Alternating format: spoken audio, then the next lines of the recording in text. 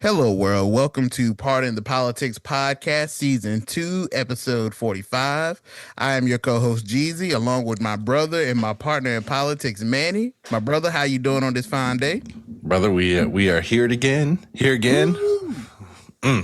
It's almost Christmas time. It is, bro. But hold on, but you forgot what you always say, bro. It's better to be seen and what? And not viewed. Amen, brother. Amen. And today we got a little special treat. We got another brother with us. We got this is our cousin in chaos. Our brother from Encompass, as you guys have heard and heard him on previous episodes. Our brother Chuck is joining us today as well. So Chuck, how you doing today, bro? Hola, ¿cómo está? Hey, be careful. Be careful. Hey, Ice out here watching, bro. Ice out here watching. Can you prove? You're right about that, but my skin is a little darker. No nunca. Blanco. No negro. Brother, What's welcome, up, welcome, brother. It's good to be back with my brothers, Manny. Yeah. Welcome back, brother. I've been here. You've been back a couple episodes. This is my first time being able to engage with you on the podcast, man. In podcast space. Welcome back, my brother. I appreciate it, and thank you again for standing in the gap, as the old folks would say. Yes, sir. While I was on injured reserve. Hey, man.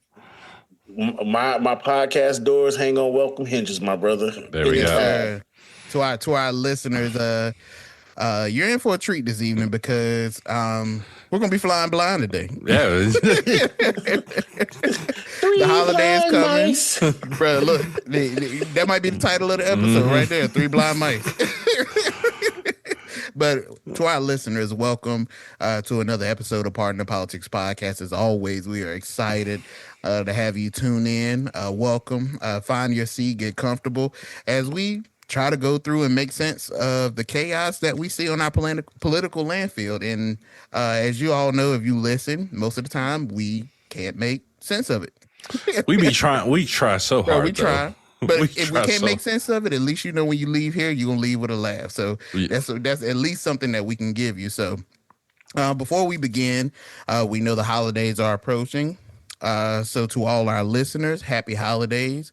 Merry Christmas, whatever you observe, whatever you are doing during the holidays. We hope that this episode finds you in the best possible space. And if not, we hope that there is someone or something coming your way that will help you during this holiday to make it just a little bit brighter. Even if it is this episode, we hope that it serves you well. So welcome to my brothers. What we going to talk about? What's the first thing we're going to talk about today? Bro, we're going to talk about why everything is so damn expensive. Okay. All right. Oh, my God. So you changed your affiliation to the Rent Too Damn High Party? Brother, boy, look, he was on to something, man. Brother, I think he passed. Did he pass away? That's a good shit.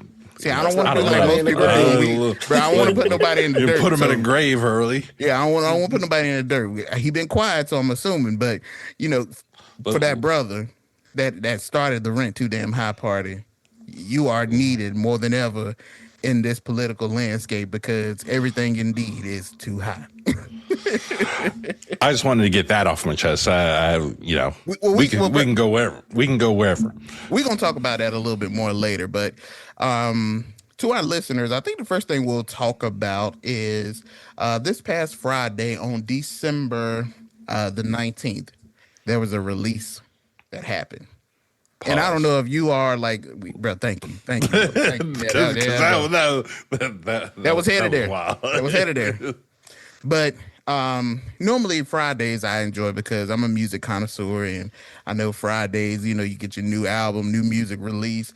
But we got a different release. And I think this was very odd because we had the Epstein files released this Friday and I was driving up to Maryland and I got the notification that it dropped at like 4:41 and I was like, bruh. Bro, I have done that a million times on a Friday, headed out the door like, bro, I'm going to send it. I know this email going to get a response. But by the time I hit that send and they see it, it'll be after 5 o'clock. I ain't got to worry about it till Monday. That's exactly what the government did when they dropped the Epstein files on Friday. That's when the best news drops across the board. Friday after lunch. Yep. Like, yep. Oh, 2 Everybody o'clock on a went to a Friday. little happy hour in DC. Mm-hmm. And they said, let's do it. So I used to work in the banking industry, for the listeners who don't know. And a lot of the scammers and shysters like to pull that move as well. It could be any day of the week, but closer to closing time, you trying to get out of here, you trying to go home. So we're going to try to run this fake check by you. We're going to try to run this scam and pull some money out of somebody's account that ain't supposed to be. So it's a scam. It's a scam. That's what they tried to run. The scammers play on us in dropping these Epstein files at the end of the day on Friday. I do feel like I was scammed, to my brother's extent. But go ahead, man. But and I think that's the crazy part about all this is you're doing a 5 o'clock drop. Everyone's waiting on these. It's not like you trying to just drop something we haven't been paying attention to for years at this point. Yeah. Like, we're waiting on this. So for me, if I was going to try to hide something, I'd be dropping that at lunch on Monday morning. Yes. Let's get it nice and covered up through all the other random stuff. Like, if that's how you're going to try to do it. Especially Monday is a perfect time, like you said, right before lunch, and let something else happen toward the end of the day, middle of the afternoon, that can convolute what's going on while people are going through and looking over these files. And before our listeners try to get on us, we do realize the bill that was signed mandated that Friday was the day that they had to release it. So we get that. Yep. I still would have the deadline and not the set date. They had to do it by that day. They had to do it by today. By Friday. By that Friday, yeah. Yeah. So they can release it sooner. Then with that, this is my gripe. Y'all dropped it at 4:41 on Friday. Mm-hmm. I can't even read it because it's so much Sharpie. Bruh, you can't even use context clues. Bruh, It's like the black, went black, bruh. I don't need, period. What? What does this even say? Epstein, blank, file, blank, gusty wind, blank, period. What? There were, allegedly, according to reports, there were 550 pages that were completely blacked out with no visible content. Bruh, let me tell you. But you got it, though. Ridiculous. Stop playing in our face.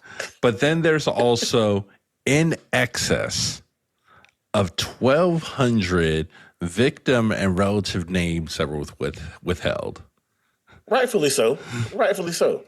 But when I seen that number, I said, bruh, no disrespect to anybody.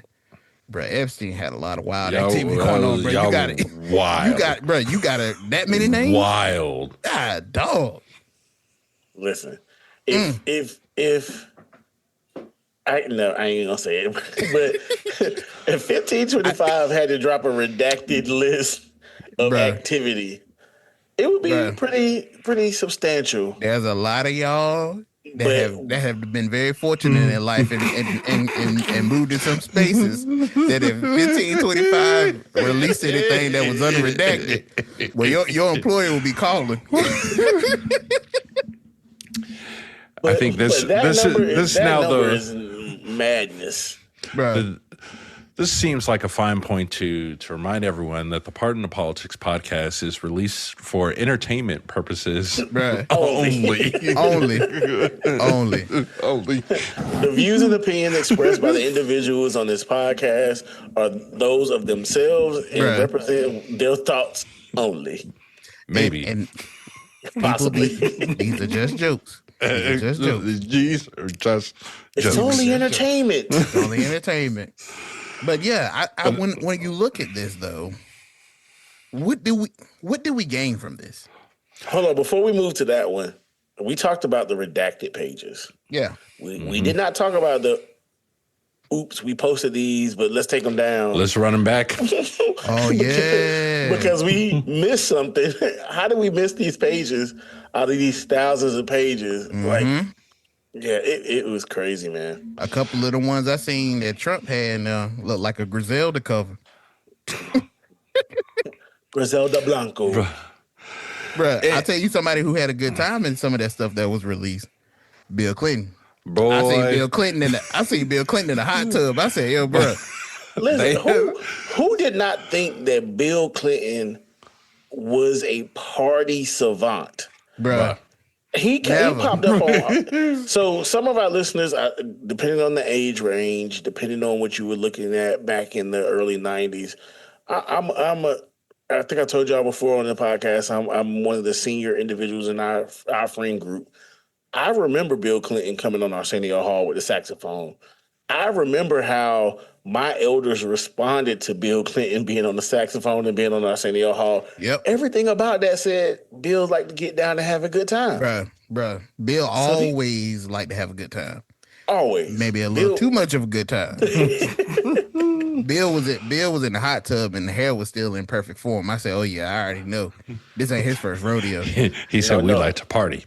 I don't know if you saw the picture. The one that did crack me up was the one that they got of Chris Tucker. And Chris Tucker had that look like, we ain't supposed to have no picture. I see the TikTok. Like he said, no face, no case. I see the TikTok said, oh, so Rush Hour is about Epstein. Bruh. I definitely was like, yo, Chris definitely had that look. And we ain't see no more pictures of Chris around either, bro. None. That man said, I want no pieces of it. Bruh. Now, there was one picture that pissed me off, though. And it was nasty work how the DOJ... I think I know what you're talking about. With Michael? Yes. Bruh, very nasty work. Very nasty work. Because they redacted his children and Diana Ross's son. Diana Ross. Yep. So it made it look like it was something else. But before let's describe the photo. It's what? Clinton, Diana Bill Ross, Clinton, Michael Jackson, Diana Ross, and then you see 3 blotches in the picture. The 2 at the bottom are Michael Jackson's oldest children. Yep. I ain't call no names. London Bridge. I think it's like Paris and Blanket or something like that. You say London Bridge. Child 1, child 1, child 2. It's a name I wouldn't name my child. But anyway. And then it was Evan Ross. Yep. Again, this is a picture with Bill Clinton, Michael Jackson, Diana Ross, and their children. But y'all try to make it look like nasty work for my guy, Michael. Now, Michael may have his transgressions, and we'll speak to them on a different podcast at a different time if it's necessary. Yep. But to try to throw that in there in the midst of just casually. Yeah. To make it look like something, like you're trying to spin something. Yes, trying to spin something. And I'm like, come on, man. Come on. Like, let's not do this. We know who Bill is. We know who the other players are. But during that time period, it makes sense for Diana Ross and Michael Jackson to be around Bill Clinton. Absolutely. Yeah. Absolutely. All the sense in the world. Like, it makes sense for Michael Jackson and Diana Ross to be together, according to all the rumors we heard. Also that. Dirty Diana. Oh. I ain't going to say nothing else, but hey, Michael, boy, hey. The man was the king of pop. I love no. Before he was the king of pop. Yes, sir. Diana. Yes, sir. Yes, sir. According to what they said, Diana showed him that he was just a pauper. Yes, sir. She was the queen. Yes, sir. so this is pre king of pop. To turn him into a jester. But yeah, I just wanted to bring that up because in the midst of us discussing what was redacted and what was thrown out there, that was nasty work. Well, I think even with that being spoken of, Chuck, there was some conversation that was going on social media about how there were certain files that were inaccessible, and those files apparently had information or pertained to some photos that were linked to Donald Trump. I forgot, but I remember seeing the link, and there was some posting on social media where it was like file 47 and 48 or something like that they couldn't access those, and apparently you could before, but they had some photos of Donald Trump, but now you couldn't get to them. It's a whole lot of nasty work, as you said before, Chuck. And when you think about that, to that statement, what did we again accomplish? Because I think that there's been some skepticism around the Epstein files, that people felt like on one side, there's the DOJ kind of doing the bidding and pulling and plucking information so that Donald Trump doesn't look as bad as what he's already been linked to already in the media. Then there's one side of it that, that says, okay, we want the files. And then when you get them, they're all sharpied up.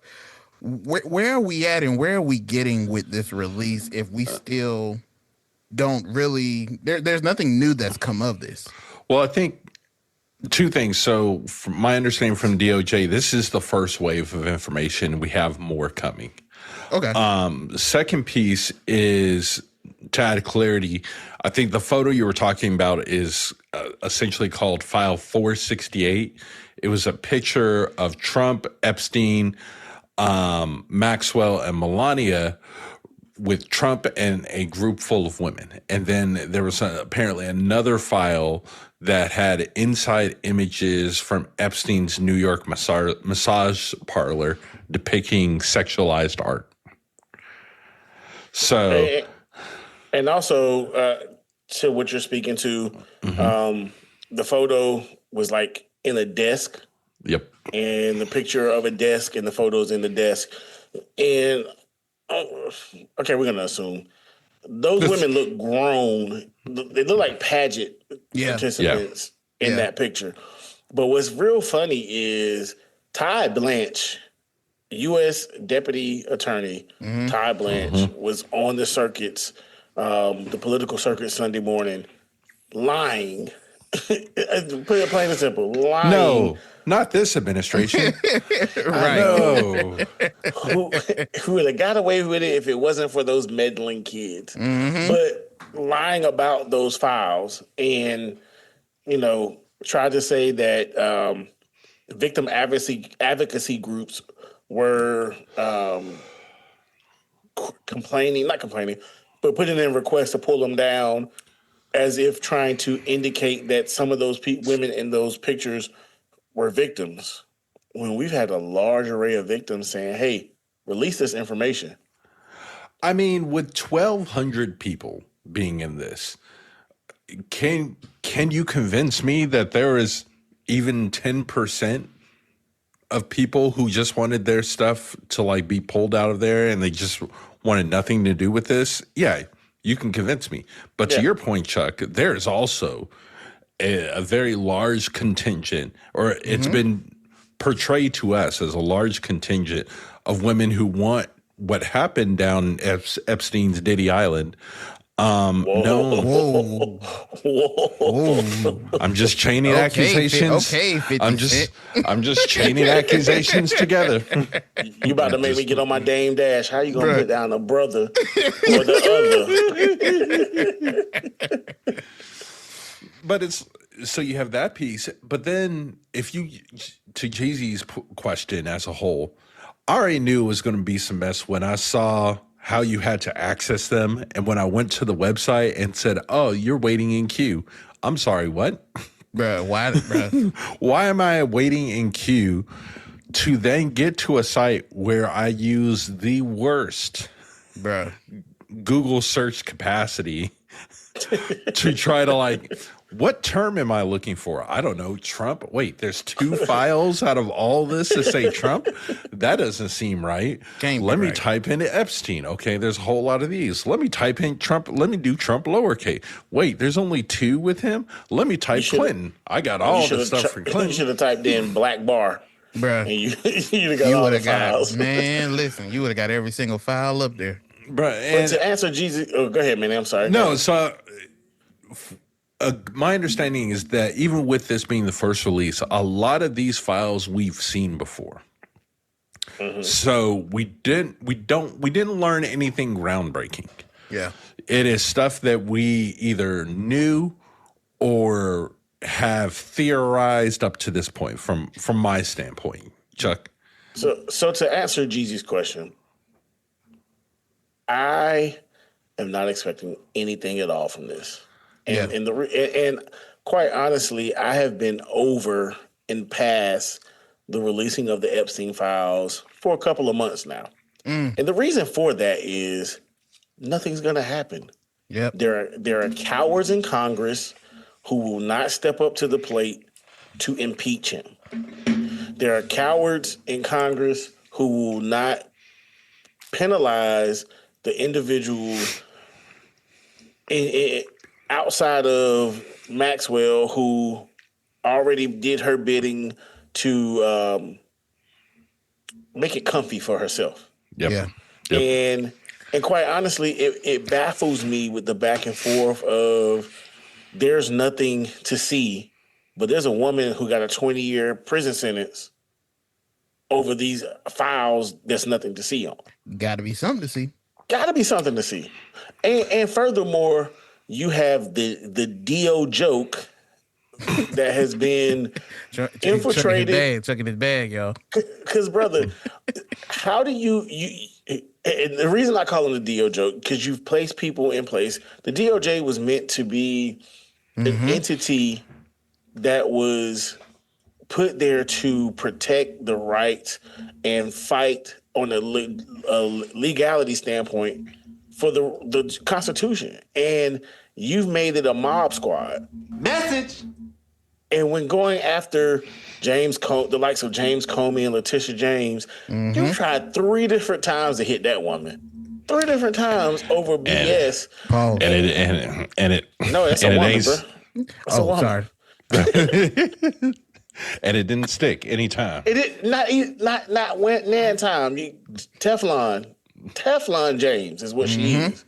And so for me, it's like, okay, let's move forward. Because it's become a talking point for Congress and congressional members, and you're not going to win an election off these Epstein files. Boy, Chuck, you hit that point that I was getting ready to bring up. I don't know how many times all 3 of us have said it.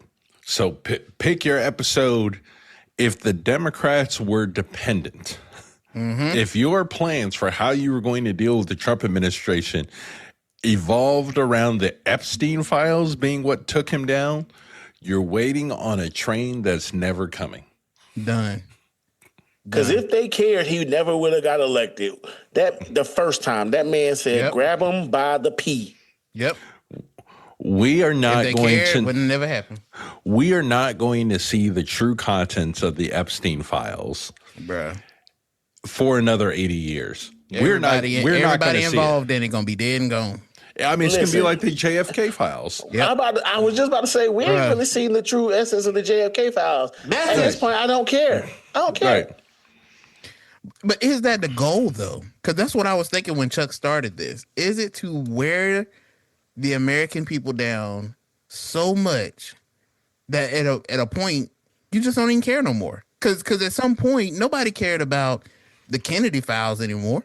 Nobody cared about, everybody had this idea of what happened to MLK and how this was the government was, everybody had these things, but once nothing really came, everybody just like, look, it is what it is. It happens all the time. You remember the whole drone thing in New Jersey?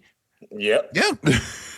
There was this whole thing, and everybody was like, "Oh, well, y'all ain't gonna give us any information." And I guess we'll just go on about our way. Like, we got more things that the American people actually have a lot. We got other things to worry about. I hate this because if you're a victim, I hope that you don't take this as us being insensitive, but that's what happens. That eventually, if we can't get the answers, there is life that is still happening parallel to this issue. But see, like I was stating, the investment in it would be more if we knew there would be punishment.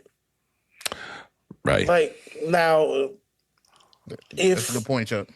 That's the crux of it. With JFK, with MLK, there was someone who was made to be seen as paying for the crime. Yeah.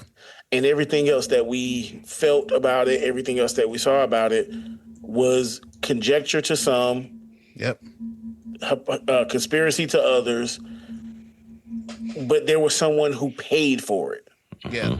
In this essence, who's going to pay for it? Prince Andrew, by losing his cushy amenities of life, he almost out of here anyway. Right. Bro. And so for me, and you make a very valid point, Jeezy. There are victims and those who are terribly impacted by this. And we don't want to minimize and diminish that aspect. Yeah.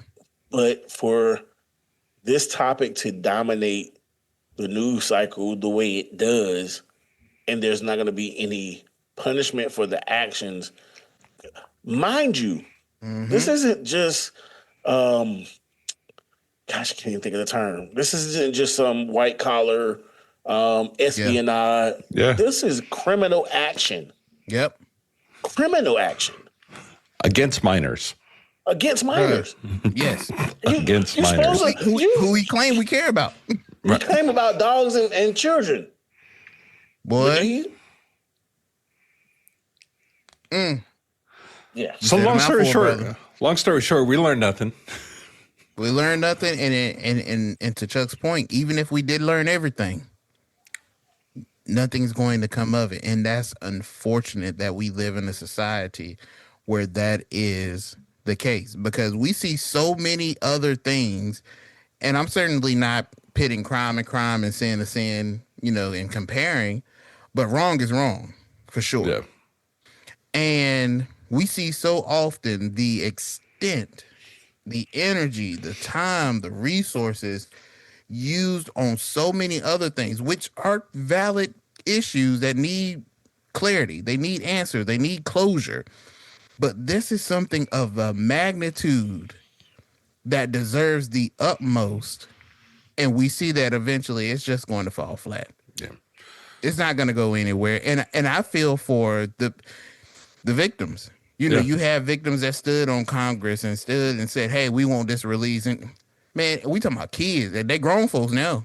Yeah. But we talking about kids that have experienced this. Everyone else, that they know these faces. They see, whether it was Donald Trump or Chris Tucker or Bill Clinton or whoever these people, they see these people go on to thrive in life, and then they have to hold that trauma, and then they see the American government basically play in their face about it. And it's funny, you make that point that they were kids then and they're grown now. I just saw a meme yesterday that said, I see people talk about 30 years ago, and I'm thinking 1967. 30 years ago is 1995. Bruh. Right. I remember 1995 well. Well. Very well. Bruh. Man, it's crazy, and it's unfortunate. And I think that the game that's being played with this Epstein files is eventually it'll go away. It's sad. You even hear the president say it now. Like, why are we still talking about it? We still talking about this loser. It ain't about the loser. It's about what happened that was tied to that loser. That there are people who are living still with that trauma and trying to move on with life with no closure. That what should be your the thing that you should put your hat on, that you should tilt your hat on. But instead, you say, oh, well, no, we're not gonna worry about it. It's just a hoax. It's all this Democrat. Man, look. There's no good or bad side. Well, there's no right side of this, because somebody's going to lose in this situation, whichever way it falls. Facts. He talks about these files and everything like it's Area 51. Bruh. It is not. It is not Area 51. It's not. Just expose what you and your homies were doing and call it a day. And again, just to be factual with all of our listeners, one thing that I think that we did learn through all of this is that the U.S. government, shockingly, knew about Epstein for a really long time before they started to do anything. Because it was confirmed that in 1996, so 29 years ago, that the FBI got a tip and a complaint from Maria Farmer about him.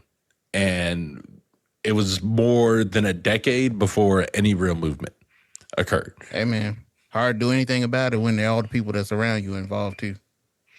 But it shows, we talk about the Department of Justice and government and the FBI and these other government agencies being bad, not being able to function.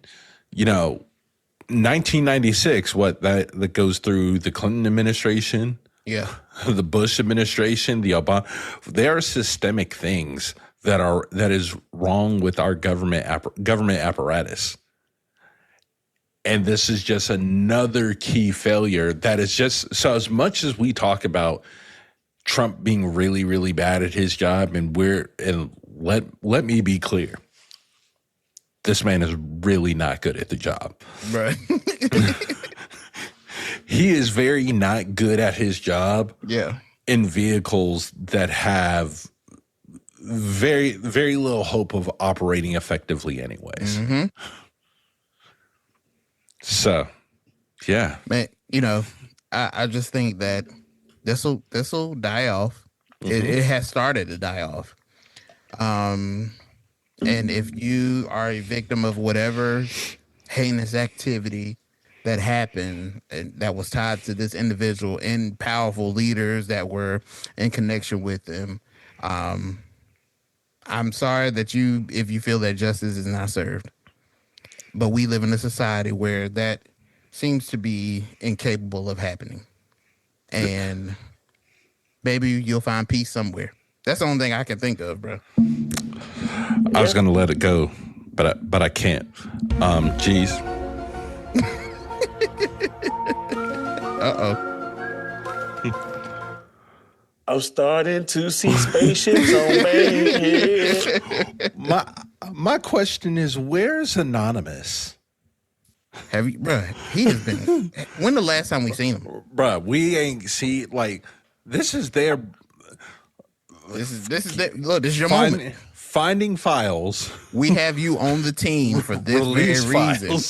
For this very reason. We looked to the bench and he ain't there. We were ready to call you into the game and he gone. Bro, this man. You know what Anonymous is?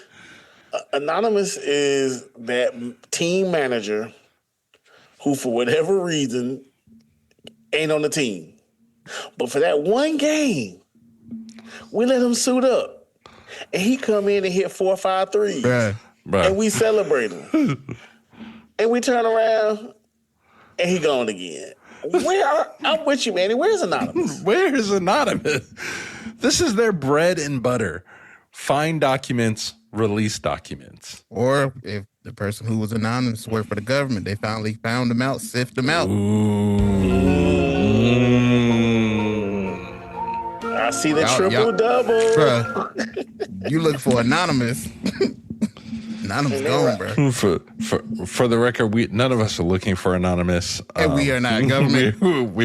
Please don't knock on my door. I'm going to tell you right now. They ain't touch them student loans. I don't care nothing about them. Bro, can't get nothing. Message. Where's Eric? Y'all touch everything else but that. But shut down whole pipelines, but can't touch them student loans. Exactly, man. Get out of here. Hacking every other government entity. Bruh. Except the ones that will help. Bruh, it never helped the American people. These people that hack these things, why y'all ain't trying to help us? Y'all get focused. Y'all get focused on what things that are important.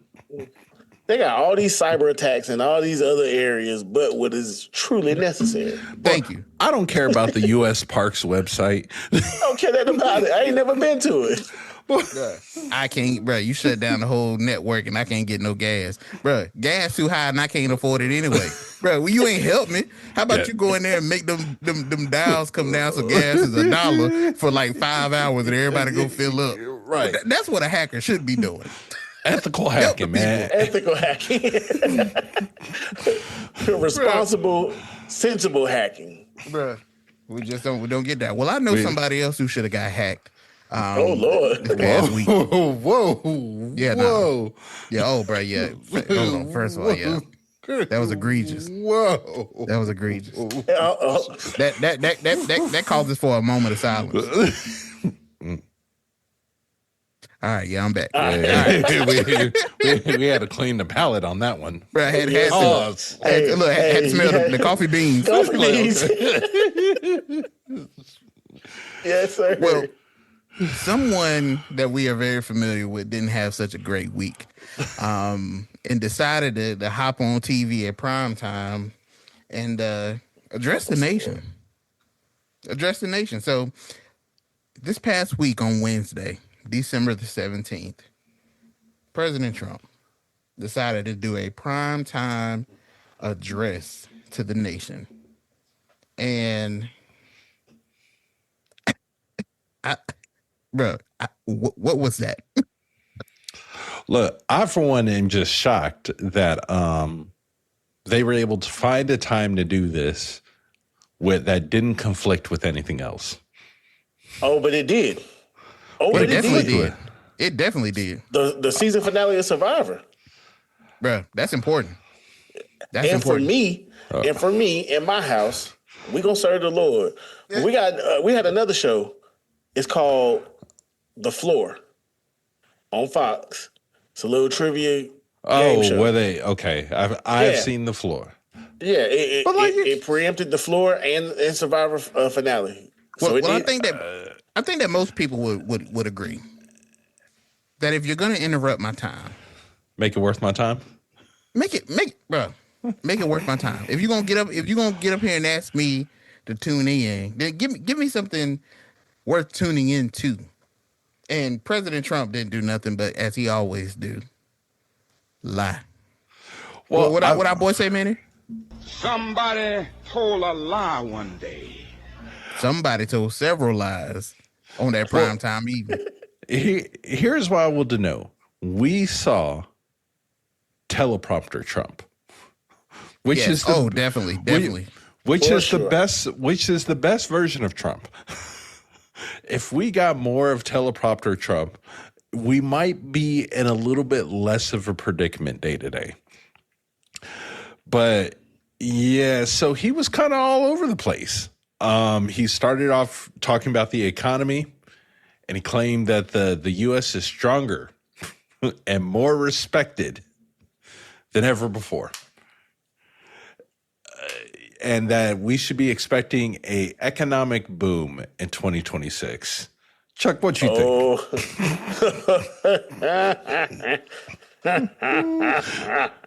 So, speaking to the wonderful economic boom in 2026, everybody won't see the economic boom. But absolutely not.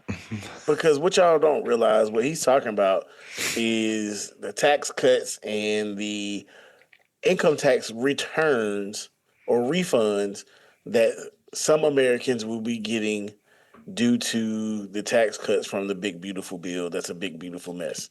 Yep. But I don't know about you all, but I haven't seen a big, beautiful income tax return in a big, beautiful long time. Bruh. I mean, and please understand, I'm thankful because that means always. I am at a place, and my household is at a place where we are not. We're paying out more than we're getting in regards to the tax returns. Mm-hmm. But yeah, those returns are not gonna be enough to boost the economy. It's no different than not in a meaningful long-term sustainable. Yes. Yeah, for 2.5 months maybe, if that long. But it's no different than him boasting about no taxes on overtime and tips. Let's be realistic here. People don't report their tips properly in the first place. Bingo. That's number one. I never thought that somebody that gets tips would be reporting them correctly. Never. It would but before we even get to like the malice of it, just the raw. That was sorry. I was going to say it was getting real wild. You about to get a yellow card. The mathematics of it all, to be able to calculate and tabulate that amount while still doing other facets of your job, Like, it just provides a challenge already. And furthermore, I'm not going to tell y'all my business because y'all going to make me pay more taxes on it. Bingo. That was the number one reason. I used to be a waiter back in the day, and my midnight ballerinas are not going to tell what they truly make. Like, no, that's not how that works. And then overtime. How many companies allowing employees to have overtime like that? Bruh, none. Not enough that's worth doing. No. Not at all. Not at all. So for me, that whole notion when he started spouting that information, I'm like, bruh, let's be realistic here. Like, Trump, man. You talking wild. You talking wild. Do we all agree? Well, because I want to get into some of the claims, the key claims that Trump made. Do we believe, or can we agree, or what are your thoughts, rather? Do you think that his primetime address to the nation, do you believe it hit it over the fence? Do you think it got it in the park, or do you think it fell flat? It hit it over the fence. Okay. It went flying over the fence as a foul ball. I like that. Straight over the fence. Foul. Hit the Subaru in the parking lot. Crack somebody windshield. Yeah, like hit the little kid walking in the park. Yep. Like, no. I think it depends. Okay. I think it depends on which game you're watching. Because I think what some of this did is it reconfirmed to some of his base. The speech that we saw was strictly for his base. Like, I heard nothing of that leads me to like even remotely think that this was for Democrats or for people who didn't agree with him. For sure. For sure. This speech was about him trying to keep his base intact because someone has finally made it aware to him that, hey, they're starting to feel the squeeze. But I think Manny, the thing that but Manny, that's all fine and good. But I think that the MAGA individuals are not in the same mindset as they were before. There's probably some that still are. There's still some, yeah, right. But some of these key claims that he's talking about, regardless of if you're drinking the Kool-Aid or not, unless you're just out of touch with reality. Which a lot of them are. I get it. I get it. But there got to be a growing amount of this movement that are identifying, they're saying, yeah, nah, bro. Absolutely. Hey, so absolutely. Manny, to what you were saying, though, real quick, yes, he was speaking to his base. No question about that. But that's why I said it's a foul ball. I love baseball, my favorite sport. And they say those long shots that hit the stands but goes foul is just a long strike. And you can't convince those in Nebraska that what you're spewing is facts. Yep.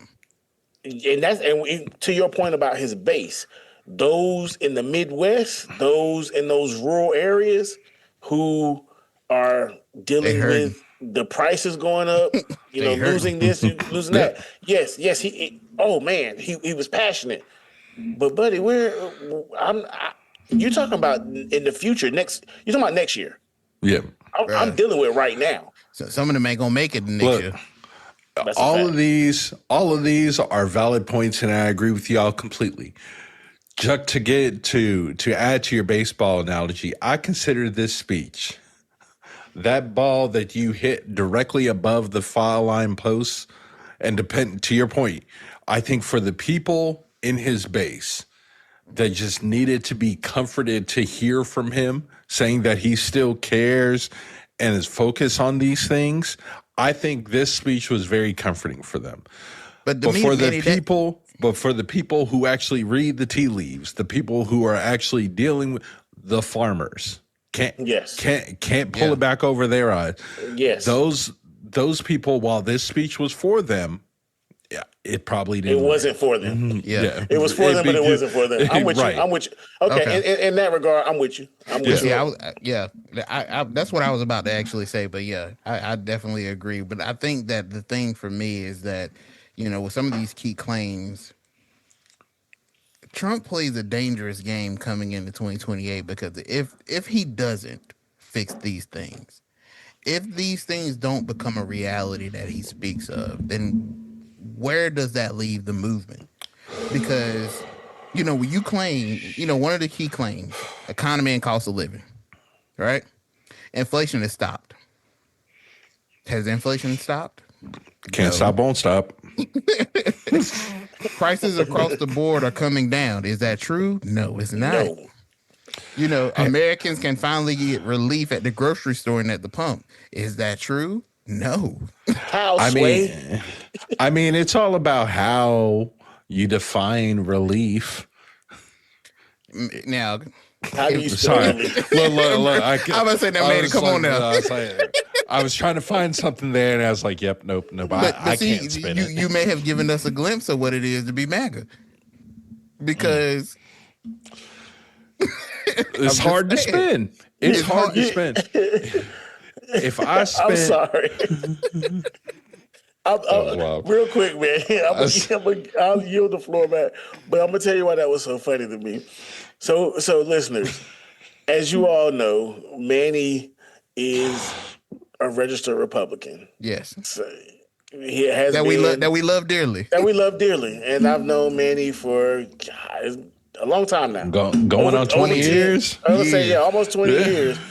I've known him, and he's been a Republican this entire time that I've known him, and it has been different instances where we've had to, as a friend group, stand up for Manny because people find out he's a Republican, and their whole view of him changes after they've been endearing to him, and it's like, oh, he's a Republican? But like, whoa, slow down now. Not too much on my boy. Not too much. And so for Jeezy to say to say that about Manny, which just took me back to those moments. It was so funny. I do apologize. Look, and on a side note, if it was one of those moments with one of y'all, Jeezy standing up for me is how I met my wife. Yep. Oh wow. Yep. So very much so. But even in that though, these claims that Trump makes, gas prices. These are wild ass claims. That was my favorite claim. Bro, that was my favorite claim. He claim. said that the national gas price was under $2.50, and he said some states, and he's been saying this for a while, that some states are seeing $1.99 a gas. Bro, I want you to know.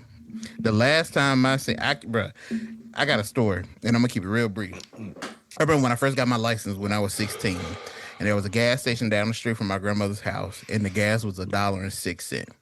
And I was going to pull in and get gas. And my mom said, why are you going to get gas here when the Jiffy Mart down the street got gas for $1.02? I said, Mom, it's $1.06, $1.07. That's like, I'm not understanding. Like, it's cheap. It's $1 for some. Bro, I had a Nissan Altima. I could fill that mug up for $20 and ride for a month. Good. But as an adult now, that 5 cent. Bro, I have to imagine that if my granddaddy and my grandma was alive today and saw gas prices at $4, they swear up and down it was a work of the devil. It was the devil, and Jesus was about to return. There is no way that we living in this time and Jesus ain't came and got us. Because what do you mean gas is $3-4? So Trump is insane. I'm gonna age myself. So to your point, I remember when I first started driving, I've seen gas as low as 75 cents a gallon. Wow. And very much like your mom, I'll drive down the street for 3 cents. 3 cents lower. But yeah, this claim about gas is under $2.50 a gallon in much of the country, and in some states, $1.99. When there's transportation agencies who report gas prices weekly. Every week. I get a report every week. Bro, and I have not seen none of these prices. But this is, again, the average gas price is $2.90. $2.90. Homeboy said 40 cents cheap. First of all, 40 cents that's a lot. I don't care what nobody tell you. That is a whole lot of gas. But this is what I have a problem with for those that are supporters of Trump. And maybe if you're a listener of this podcast and you are a Trump supporter, please feel free to reach out. This is a safe space. Just because we disagree don't mean that it's not safe. But this is a lie that you can walk out of your house, get in your car, and within 5 minutes of your house, you can check and say, this is a lie. How do you believe? Bro, this is so easy. You ain't even got to leave your couch. You could just download the Gas Buddy app. Gas Buddy, Upside. And you can see that this is a lie.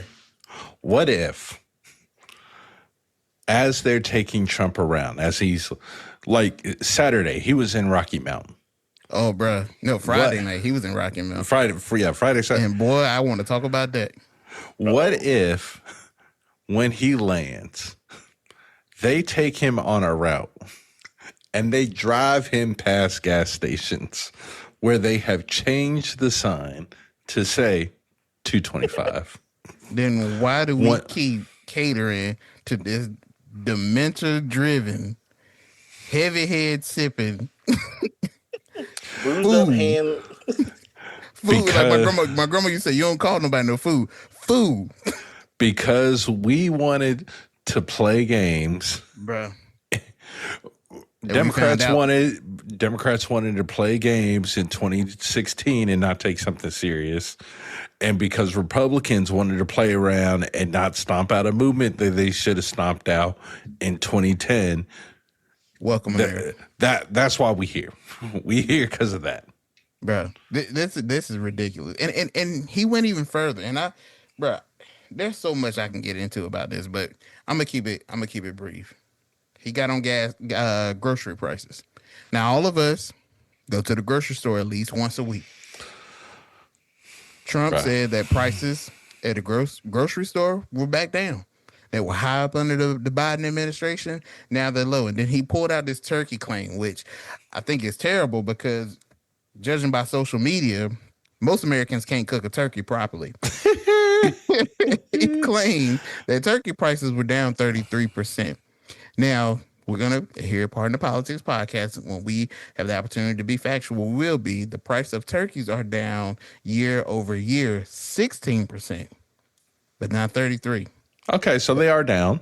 They're down. But Trump, when the last time you bought a turkey? Where are you getting that number from? That's, again, an overly grossed, inflated number. And it is as if the administration is almost unaware that we will check facts. They think that we don't do Manny. Or we're not like there are entire agencies that sit around and just wait for him to say something. There are people who it is their job to just wait for him to say something and go verify that. And that sounds like a fantastic job to a degree. But what also society do we live in that there is a overwhelmingly amount of people in this country who do not do this? Like when I grew up as a kid, I was taught, not even in school, at home, somebody tell you something, you make sure that they're telling the truth. Don't just believe anything that anybody tell you. That was both in church. That was both just in life. If somebody come up and say, hey, I'm your best friend, don't just believe just because they say they're your best friend. Let them prove to you how they are who they say they are. Where did we get off and wrong on this journey in life that nobody believes that we should do what we should be doing, which is checking when somebody tells us something instead of just believing it? We actually do our research and see if that's actually factual. Well, let's remember a key factor. The average U.S. citizen reads at a 7th to 8th grade level. And the work, and especially as we're talking about political policy, the ability to be able to dig into that and can find itself to be very daunting. Therefore, there are people who rely on syndicates to just tell them what it is so they don't have to go through that process. Could that be linked to somehow in this country the decline of our country's funding in public school education?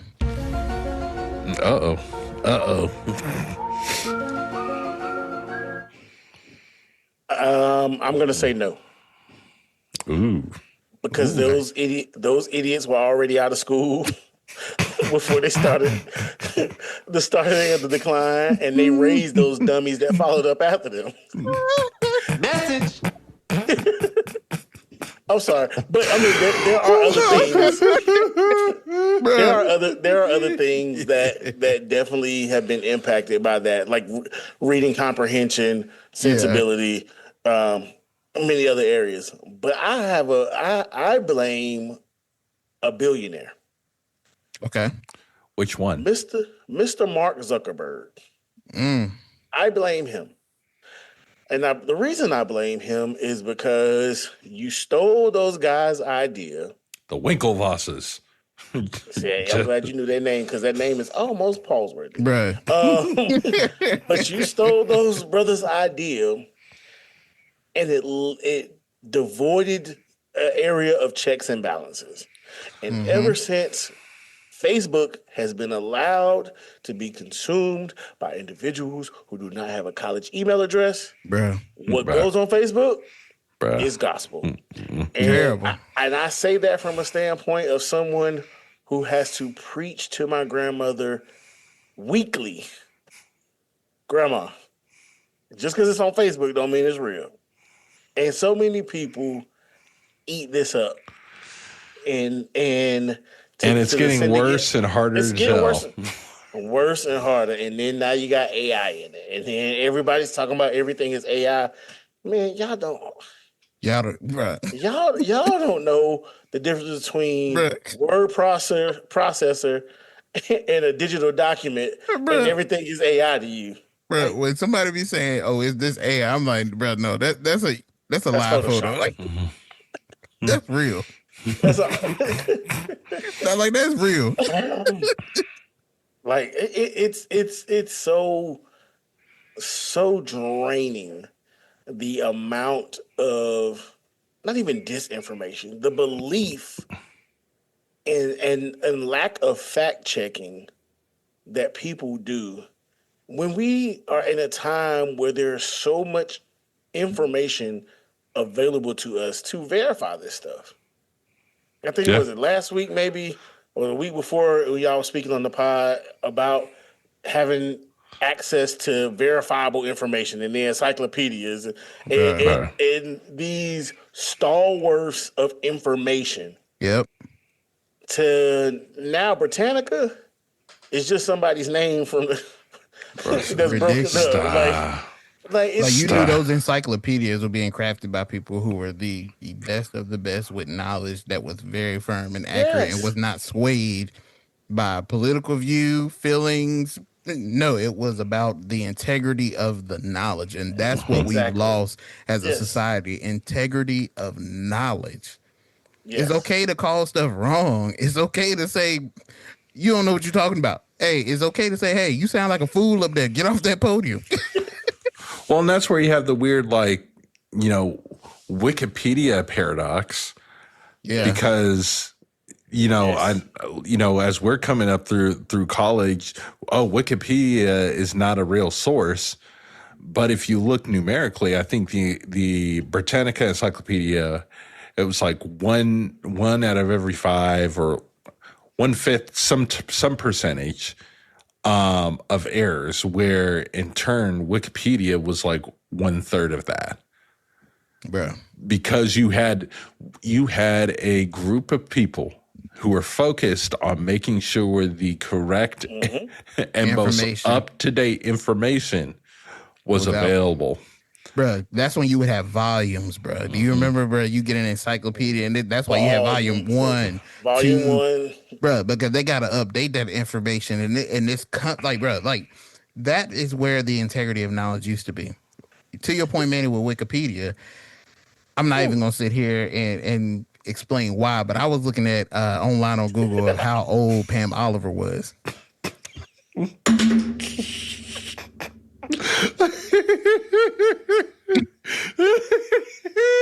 And when I pulled it up, I happened to pull it up on Wikipedia, and it gave me 2 different birth years. I said, "Yo, what kind of knowledge is this?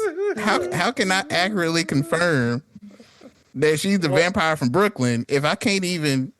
Never mind, bro. Well, what most people don't understand is we can put whatever we want to on Wikipedia for 15 cents. For all I know, bro. Just make a donation, 50 cents. They keep asking me for a donation, but I can't get accurate information. See, I'm struggling, bro. I just wonder how old Pam Oliver is, so I know. Why did Pam catch us straight, bro? Hey, shout out to Pam Oliver. I believe she just got inducted into the Hall of Fame. She's been doing this job and she should. A long time. She's been doing this a long time and has. Amen.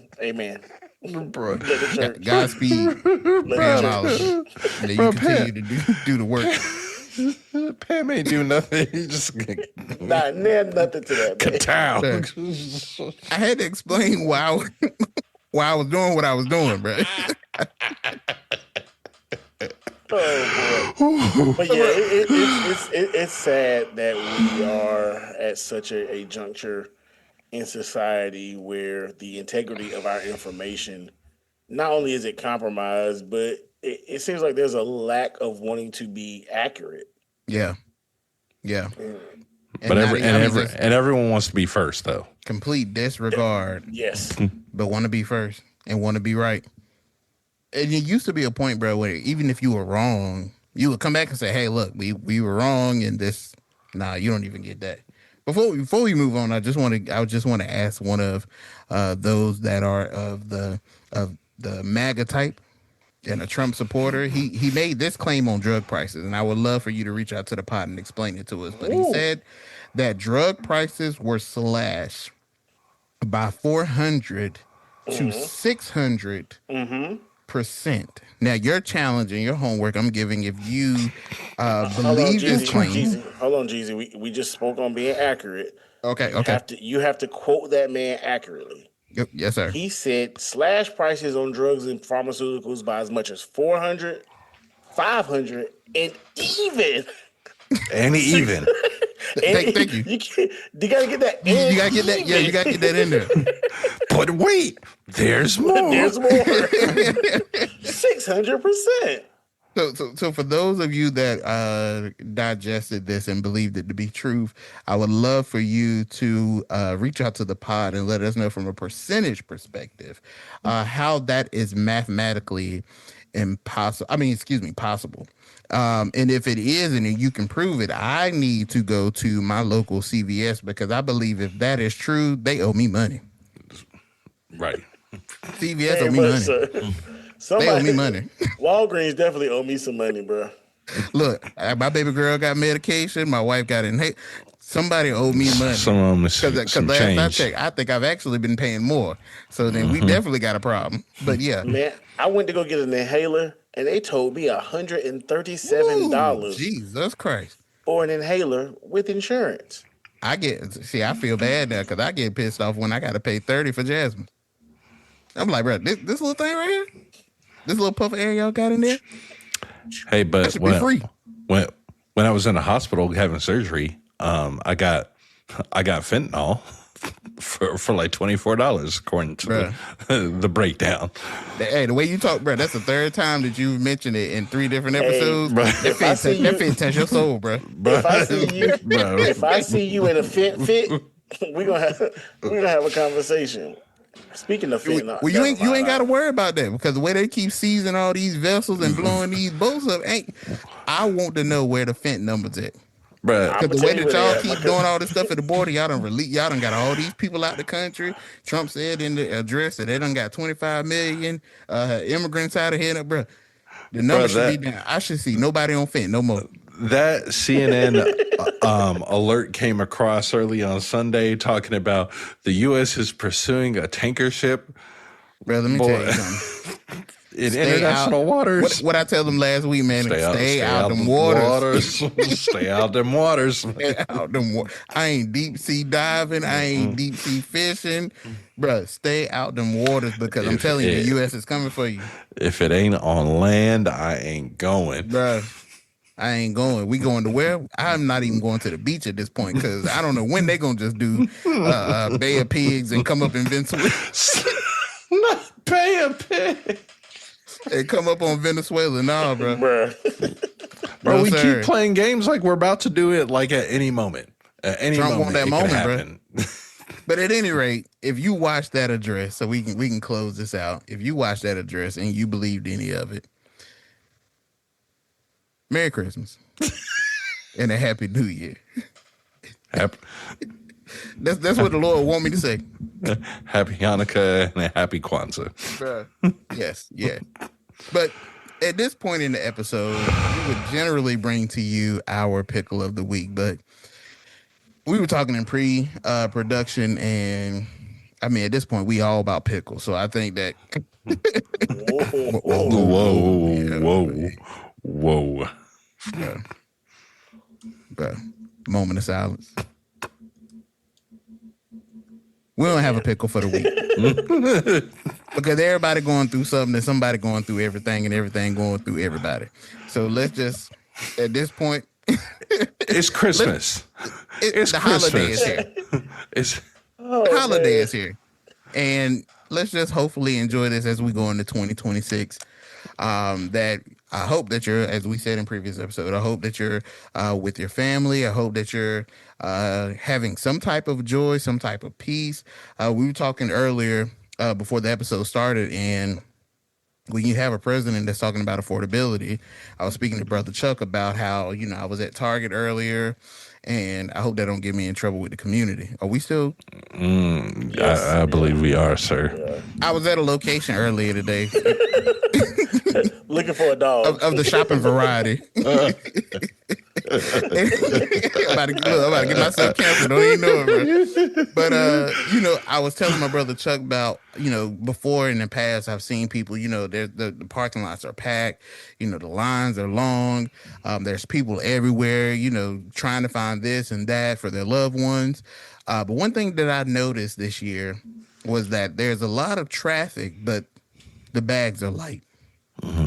Folks aren't coming out of the store with as much. And some people may say, there's a lot of online shopping, but that is very true. But you could tell that this just feels a little different. And I don't know if that's contributed to what's going on in the economy. I don't know what that could be playing in as far as what your life looks like. But I just hope that in this holiday season, that if that is the case for you and you can't only afford but just that $1 or $2, as the president has said, I hope that what holds you with joy is the loved ones you got, bro. The family you have around you and the time you get to spend with them, because that is what's more valuable, the time that you have with the people you love. So that's all I got. I ain't going to have no pickle. I ain't going to do nothing crazy. But that's all I have. And how do you follow that up? I mean, this second episode, I done that to me. Yeah.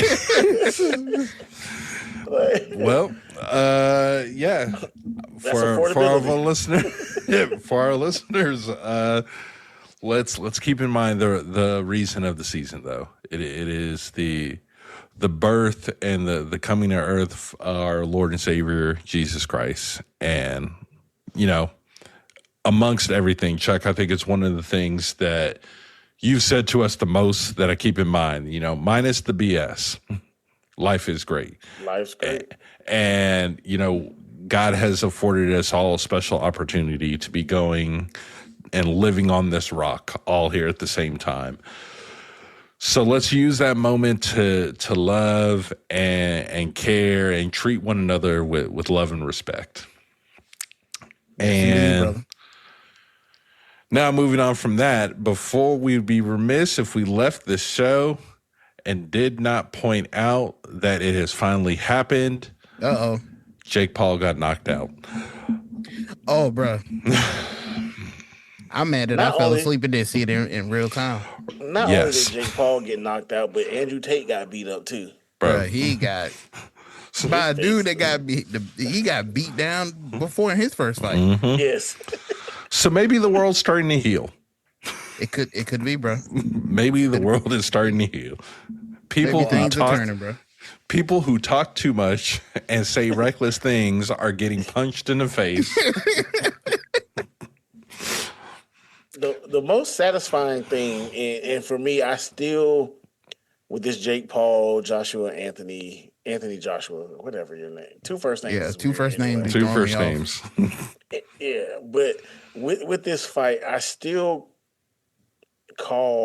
raise a yellow flag because the size disparity was ridiculous, number one. Yeah. Which insane. In inverse, the original fight was Gervonta Tank Davis versus the opposite direction. Jake Paul, which was the opposite direction. Anthony Joshua could have killed Jake Paul if he really was super early. He could have killed that man. And I'm not talking about killed in the essence of dominating a fight. I'm talking literally hit him. Professional fighter knocked this man. Because that punch that knocked Jake Paul out technically broke his jaw in two places. Yep. Like, yes. Anthony Joshua is... Casually. Yes. It didn't look like he gave it like 100% right. force in it. No, right. Definitely not. Definitely not. This man said, yeah. Like you said, Jeezy, I'm glad to see he got knocked out. I'm glad to see he got, as they say, he got punched in the face and put on his butt. Mm-hmm. Because that's what's wrong with a lot of people nowadays. Ain't nobody been punched in the mouth and put on their butt. Mm-hmm. Or they want to sue or run to the cops. Changes your perspective. Definitely does. Yes.